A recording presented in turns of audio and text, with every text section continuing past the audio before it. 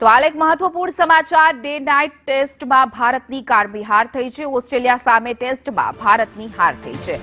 Adelaide ટેસ્ટમાં ભારતનો 10 વિકેટે પરાજય થયો છે। બીજી ટી શ્રેણી 1-1 થી સરભર છે। તો હાલ ઓસ્ટ્રેલિયા સામે ટેસ્ટમાં ભારતની કારમી હાર થઈ છે। ભારતનો 10 વિકેટે પરાજય થયો છે।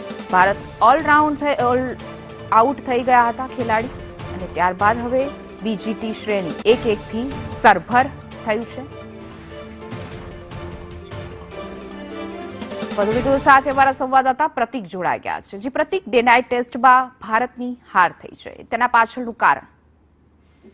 ડે નાઇટ ટેસ્ટ મેચ હતી ને પિંક બોલ ટેસ્ટ મેચ હતી અને આ જ કારણથી ભારતીય ટીમની જે બેટિંગ ઓર્ડર હતો તેનો પ્રકાશ થયો છે અને 10 વિકેટે આ એડિલેડની બીજી ટેસ્ટ હતી તેમાં ભારતનો પરાજય થયો છે। શરમનાક હાર થઈ છે કારણ કે એક પણ ભારતનો બેટ્સમેન છે તે સારું પરફોર્મ નથી કરી શક્યો અને આ જ કારણથી આ મેચમાં ભારતનો 10 વિકેટે ત્રીજા દિવસે પરાજય થયો છે। ખૂબ જ શરમનાક હાર કહેવાય કારણ કે પહેલી પર્થ ટેસ્ટમાં ભારતે શાનદાર વિજય મેળવ્યો હતો, પરંતુ આ વિજય છે તે જાળવી ન શક્યા અને બીજી ટેસ્ટ મેચ જે પિંક બોલ ટેસ્ટ રમાતી હતી અને પિંક બોલ ટેસ્ટમાં ભારતીય ટીમે હારનો સામનો કરવો પડ્યો છે કારણ કે ઓસ્ટ્રેલિયન ફાસ્ટ બોલર જે હતા તેમના દ્વારા પિંક બોલથી ખૂબ જ સારું પરફોર્મ કરવામાં આવ્યું હતું, જેના કારણે ભારતના એક પણ બેટ્સમેન છે તે 50 રન પણ ફટકારી નહોતા શક્યા। ટોપ ઓર્ડર સદંતર ફેલ રહ્યો હતો અને બંને પારી જે હતી, બંને ઇનિંગ જે હતી, બંને ઇનિંગમાં ભારતીય ટીમ છે તે 200 રન પણ નહોતી કરી શકી, જેના ભાગરૂપે ઓસ્ટ્રેલિયન ટીમ છે જેમને આ મેચમાં વિજય થયો છે। સાથે જ જો વાત કરવામાં આવે તો ટ્રાવિસ હેડ કે જે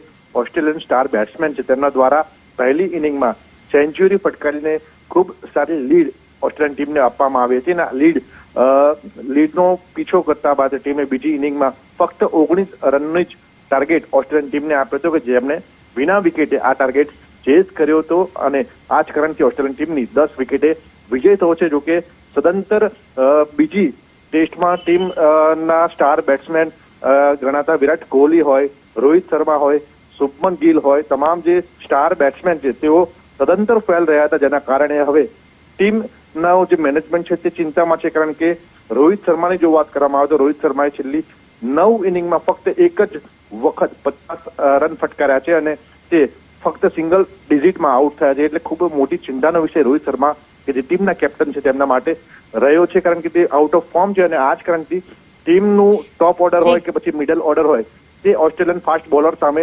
ટકી શક્યું નથી અને આ જ સૌથી મોટું કારણ ભારત ટીમનું હારનું રહ્યું છે। જી પ્રતિક, સમગ્ર માહિતી બદલ આપનો આભાર।